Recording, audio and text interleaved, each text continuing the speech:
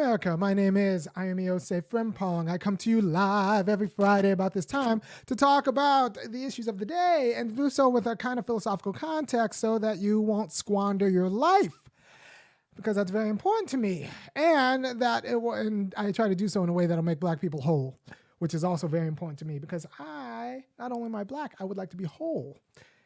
And the topic of the day is how we've kind of made racism, American racism, not an American problem, but a Black problem. And that's a problem because in order to actually be made whole, we're going to have to go to work on white people. We need to work on white people. We have the Moynihan Report, which is, fascinating. It came out a few decades back about how, the Black family is the problem.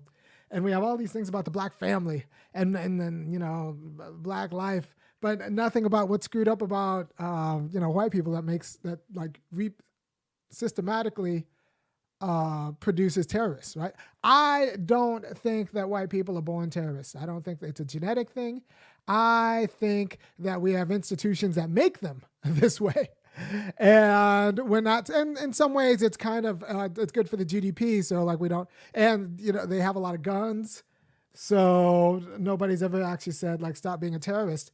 But I think if we're actually serious about racism, we have to not make racism a Black problem. We have to understand it as it properly is, that is an American problem. It is an American problem that it's disproportionately felt on Black bodies while we give white people a holiday from it as they run off to their suburbs. That's what they pay for. By the way, real estate agents, they sell distance from America's problems. They sell distance from Black people's problems. They're like, well, we're not racist. We just don't want to have to deal with Black people's problems. And so can you get us? And we'll pay for that. And that's how systemic racism works. Right? So now real estate agents don't talk like this. Real estate agents talk like this lady. This lady's a local real estate agent whom I adore because she is all of them. Athens is not Minneapolis. Athens is not Baltimore. Athens is not Atlanta. We do not have systemic racism here. Athens is not Minneapolis. Athens is not Baltimore. Athens is not Atlanta. We do not have systemic racism here. Athens is...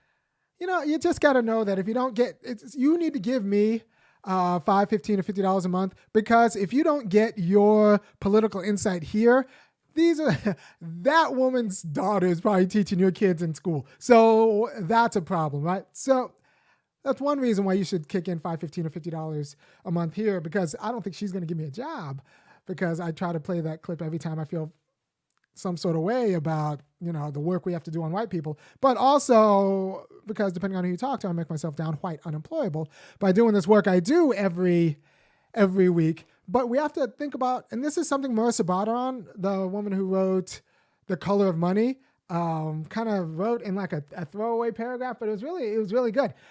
We have housing policy and labor policy that's pretty much figured out a way to make America's race problem that was born in America, that was institutionalized through American laws. We've made that into a Black problem. So we've concentrated this problem in the bodies of Black people and given everyone else a holiday from that problem. And it's the equivalent of a tax break.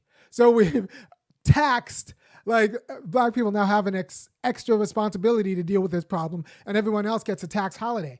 I think I'm not for that distribution of public burden. So this show is going to be about how, all of the different ways we've made America's race problem into a Black problem as a means of giving white people a holiday, because we don't want to ask them to actually change anything about themselves, right?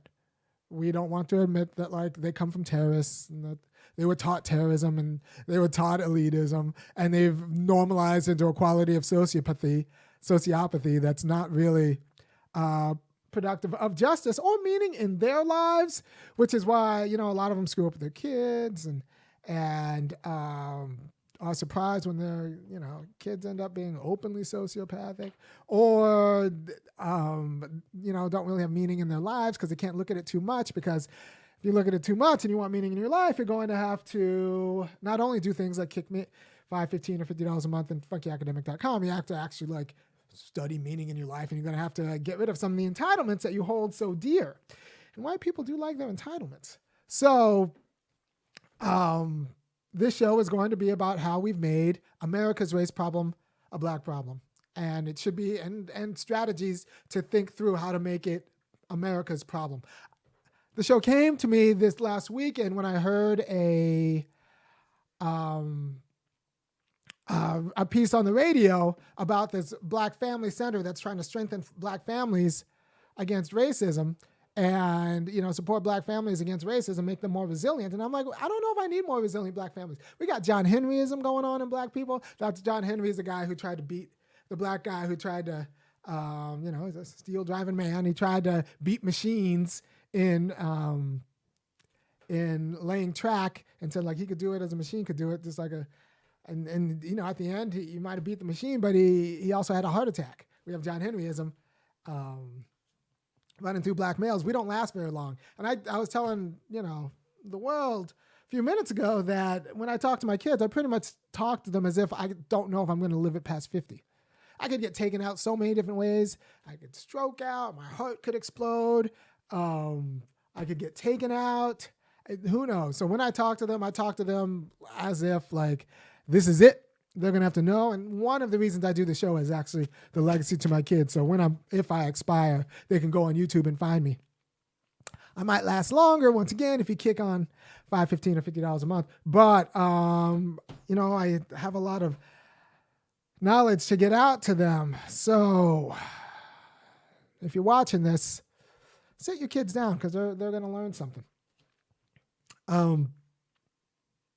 So how have we made America's race problem a black problem, and what kind of injustice does that heap on?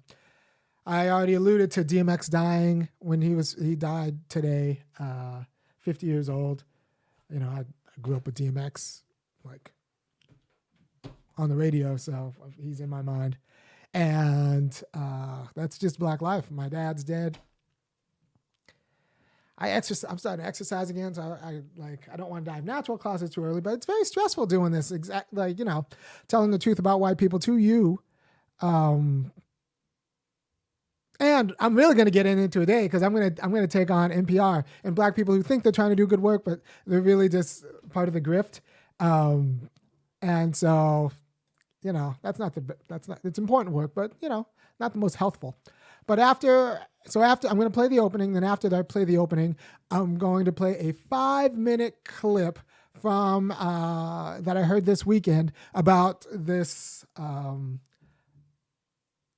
organization at my university that's trying to strengthen black families to make them more resilient against white racism. But we don't, and then like all of the kind of dubious presuppositions about what the struggle for justice looks like and how we just kind of let white families off the hook. Like we need white families to produce fewer violent racists.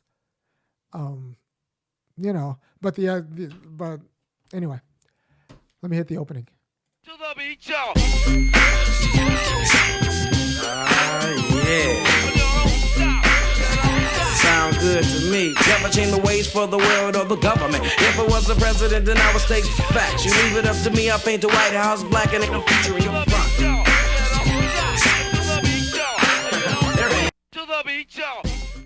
And we are back.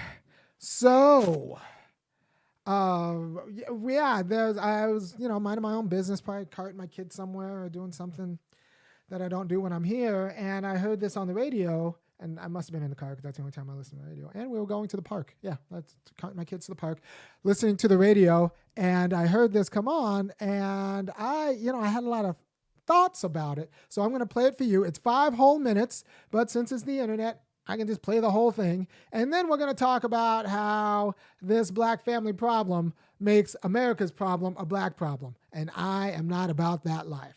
So sit back, gather around, and we're going to talk about this because this is some problematic stuff.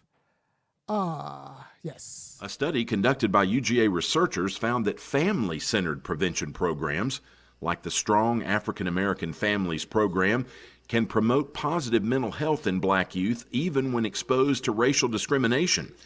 Jessica Wurst has details about how these programs work to advance the well-being of African American families.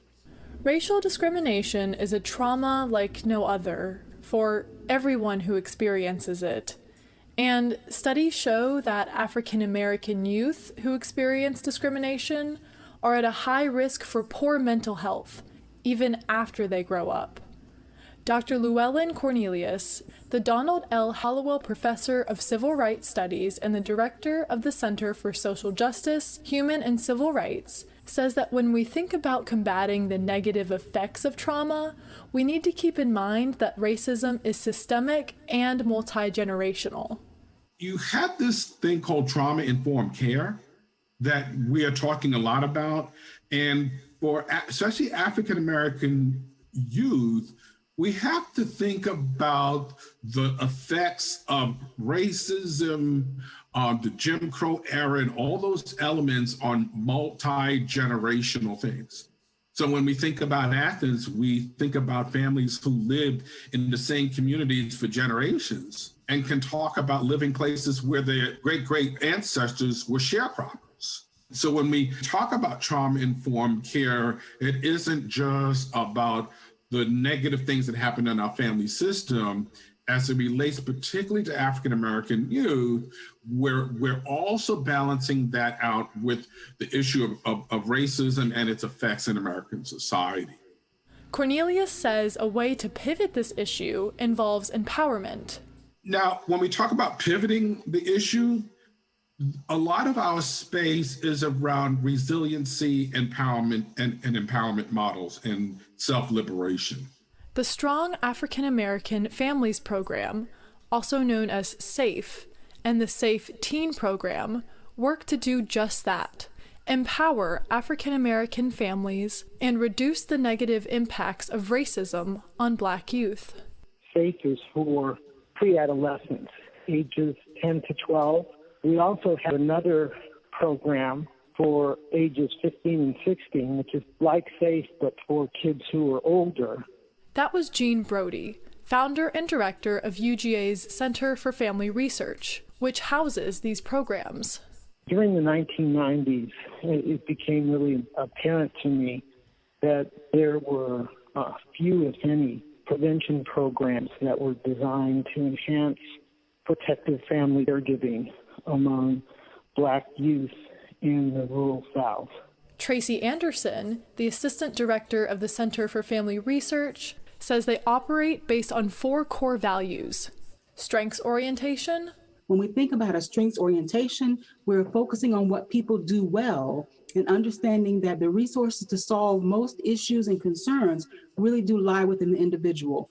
Collectivism. Understanding that unity and purpose and helping one another fosters healthy families and communities. The idea that we are all in this together. Shared ownership. The lived experiences of African American families are relevant and valuable. And social justice. So we understand that spaces must be created, have to be created for historically marginalized communities to be able to come into a place and talk about what their experiences are and to get understanding or just to not be judged and to get encouragement that we are in this thing together and we can make it together because we're supporting each other. With open discussions and activities, these programs use a variety of strategies to help young African Americans and their caregivers respond to instances of racism. We're talking about some ways of responding to racism. And as we're going through this with the caregivers and talking about their experiences, also having them think about how they respond to racism, they're also teaching their children how to respond.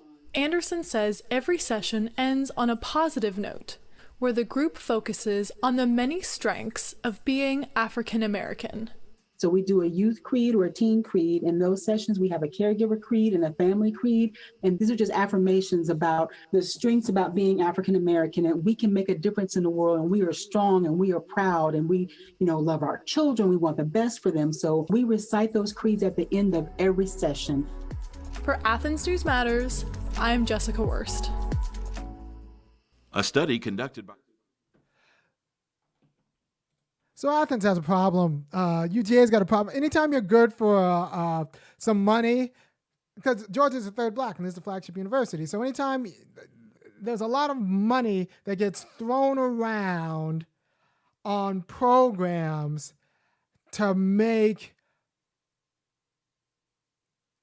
Black people work on themselves in response to white sociopaths, right? So that's like you've heard that $1 trillion buying power or whatever. All of that information comes out of UGA, the Sea League Center in UGA. It would and it's complete garbage. It's the idea that if Black people spend better, like somehow we would be white people. It's ridiculous. Our problem isn't spending. Our problem is that we're making $10, $12 an hour.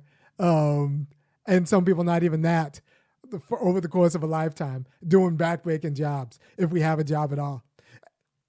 Like that's our problem. So it's not a saving. If you're making $12 an hour and you can buy Jordans, go ahead and buy Jordans. That $12 will never be a down payment. Because as soon as you save enough for a down payment, like your car is going to break down and it's going to go there anyway. So you might as well just get your Jordans. And that's not news you're going to hear anywhere else. That's why, once again, you should go to www.funkyacademic.com and kick in $5, $15, or $50 a month for me because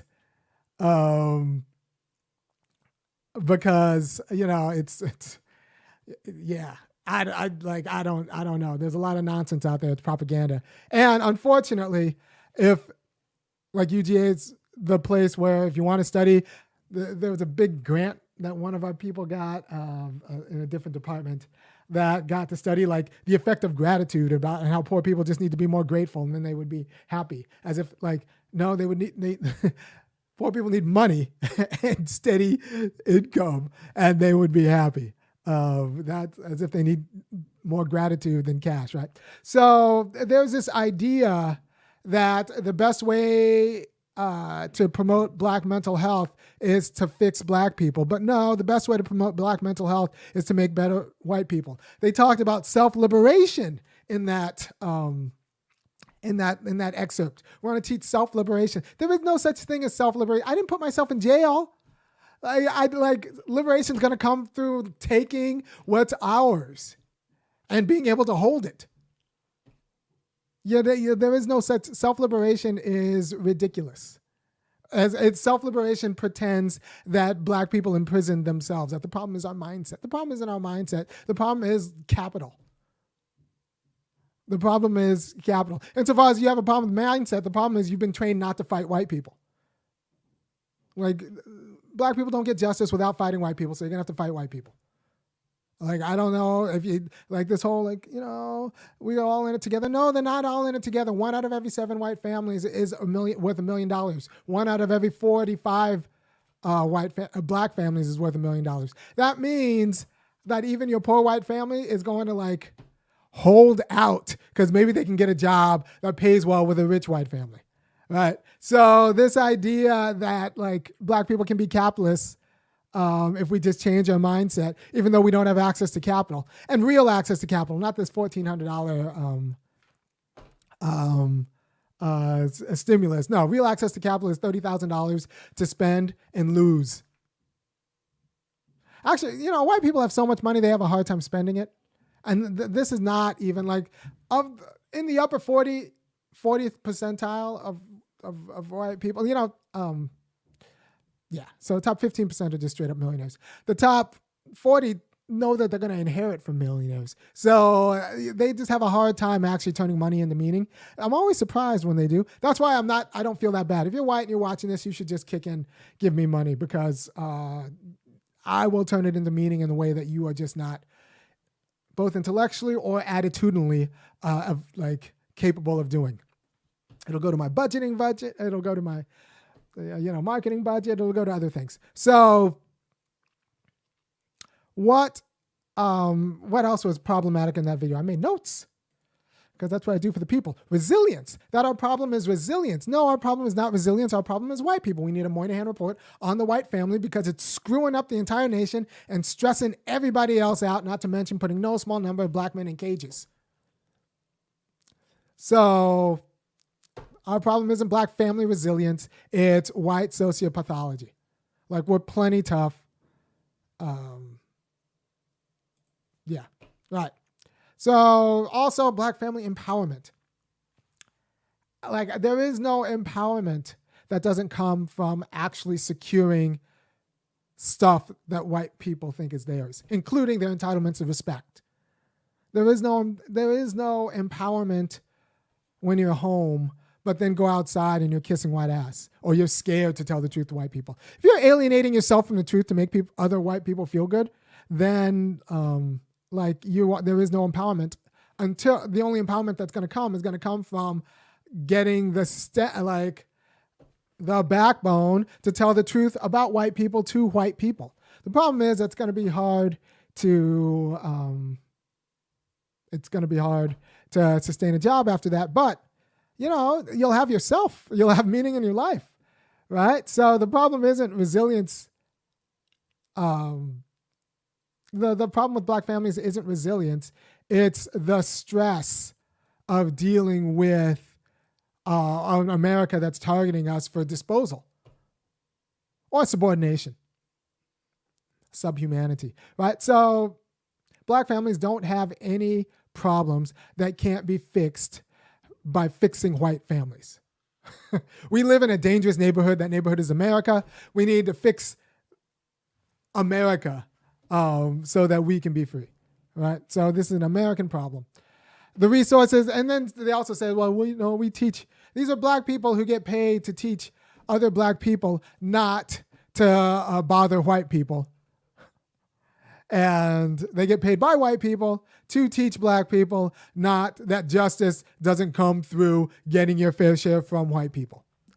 I have a problem because justice is going to come from getting your fair share from white people, right? So she says, well, we teach that resources lie within the individual. Well, no, your resources do not lie within the individual. I found out that Bill Gates' mom, and you can look her up on the YouTube. Just put in Bill Gates' mom. Her name is Mary Maxwell Gates. I'm going to read directly from the Wikipedia page.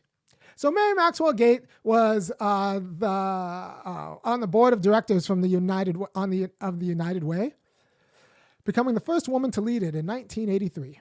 Her tenure on the board's executive committee is believed to have helped Microsoft, based in Seattle, at a crucial time.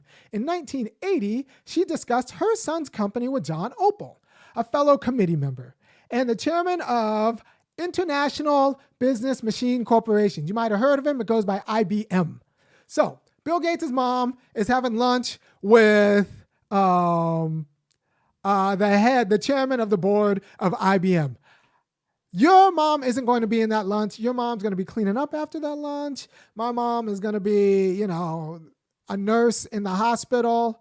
When they come in, they're not going to be at that lunch because that's for, society people. So Bill Gates' mom is at that lunch with the chairman of IBM in 1980. Opel himself says that he mentioned Mrs. Gates to other IBM executives. And a few weeks later, IBM took a chance on hiring Microsoft, quote, then a small software firm, to develop an operating system for its first computer. So the operating system that Microsoft got, DOS, wasn't the greatest operating system. It wasn't particularly user-friendly, so IBM actually got a lemon because Bill Gates stole DOS from somebody else, sold it to IBM, and and he got that from his mom. So there's no amount of hustling or mindset or resilience that makes you Bill Gates' mom, right? And you know how you become Bill Gates' mom? You marry Bill Gates' dad, who was a big deal intellectual property lawyer. So you get the operating system because your dad's an intellectual property lawyer who teaches you how to raid other people's intellectual property and then defends against you. There's another article about Bill Gates' dad getting him legal counsel in the 70s. Getting him hiring legal counsel for Bill out of his dad's own firm because his dad is an intellectual property. So all of the legal counsel of Microsoft was laundered through Bill Gates Sr.'s firm. So, but you get to be a lady who lunches with IBM executives by being the big deal intellectual property lawyer's wife who then is now a society wife, right? And doing what society wives do. So what you have to understand is that this isn't about resiliency. It's about getting us like a fair share. There's no amount of hustle that gets you that kind of legacy. There is no amount of hustle that gets you that kind of legacy. So Bill Gates' wife, and like you should just look this up. Mary Maxine Gates. Mary Maxwell Gates got Bill Gates a contract with IBM. I don't know if that happened, right? So we need to be honest about that and what that means, right? We just need to be honest about that and what all of that means when we tell black men to hustle harder. And we don't want them to end up in an early grave like DMX. Because what that ends up doing is creating a lot of failures who then go around and blame themselves, turn around and blame themselves. A lot of failures and a lot of divorces because people end up thinking that like they have white aspirations and black skin, and that's just going to end in divorce. You know, in the NPR piece, she said, we always like to end on a positive note. Look, the only positive note that's worth ending on is that we can take their stuff that they think is theirs. We can, by right, take their stuff. We can take over public institutions and actually reform them to tell the truth about white people to white people. We can actually do that. Where the truth is on our side. That's the only positive note there is. This whole idea that resources lie within the individual, that you can, I can't even individually fund this show. I need you to fund this show for me so I can help you. We need to do this together. It's not within the individual. I need your money. So go ahead and go to www.funkyacademic.com and kick in. Because like that's how this works. There is no we. I mean, there is no I that gets things done in a successful, meaningful way. There is only we. So I also need you to share this video with everybody else. Because, you know, these programs, because, you know, the rich people fund the programs to get black people to tell other black people to blame themselves and to take the stink off of white people and like what white supremacy actually means. So instead of actually addressing racism, they want to make black people somehow bulletproof against racism, which it doesn't work at a community level. And, you know, there's this great study about black people, middle-class black people who live around white people and how in some ways, like they had certain health outcomes that were worse than poor black people because the stress of living around white people. Because if you're middle class, you lived around white people. So they had the stress of living around white people, which had deleterious effects on their health. All right, so eat salad, drink water, and, you know, secure justice for our people, make our people whole. By the way, I think I might be one of the only people who called the Bessemer, Alabama. Amazon got routed. The workers in Bessemer, Alabama got slaughtered in this election against Amazon. And everyone's saying like, well, you know, this could happen and this would be historic if it happened. And I'm the one saying it's not going to happen. It's not going to happen for a few different reasons.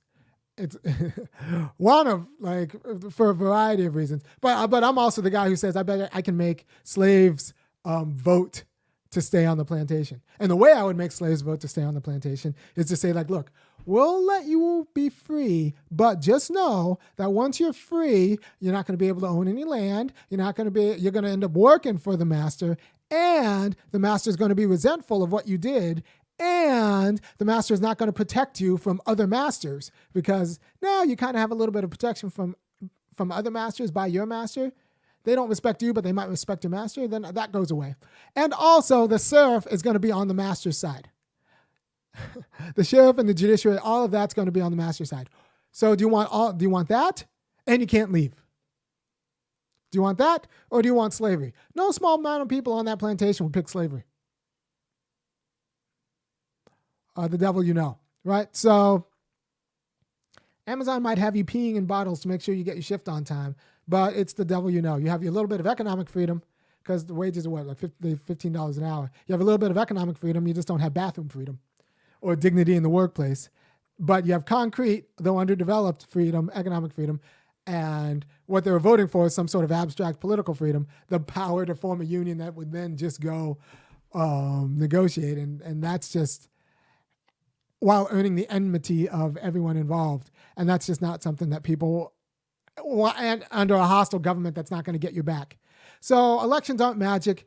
Elections don't solve political problems in a vacuum any more than marriage solves relationships problems in a vacuum, or entrepreneurship solves like economic problems in a vacuum. No, like these are particular institutions that work within a system, and like if they work well within the system can be made just. But just throwing an election at a problem like slave conditions in Bessemer, Alabama, it's the only job in town, that'll hire black people. So is really naive. And I think a lot of people knew that who tried to pretend that this was the way. Union certification elections are never the way. No, you just it needs to be automatic certification. They should be able to pick which union they join, not whether they want a chance negotiating with their boss one-on-one versus negotiating as a group. Thank you for your time, and I will see you next week. Remember, racism is an American problem. Don't let them make it a black problem. It's an American problem. That means we need to go after white families, white institutions, white churches, white jobs, white politicians, all institutions of discretion that white people run that end up not working, that black people have to participate in because they are American institutions. Those are the institutions we need to change. Right? Don't let them make America's problem a black problem. We need to go on the offensive and be honest about it. We need a Moynihan report on the white family. We need to make better white families. Peace.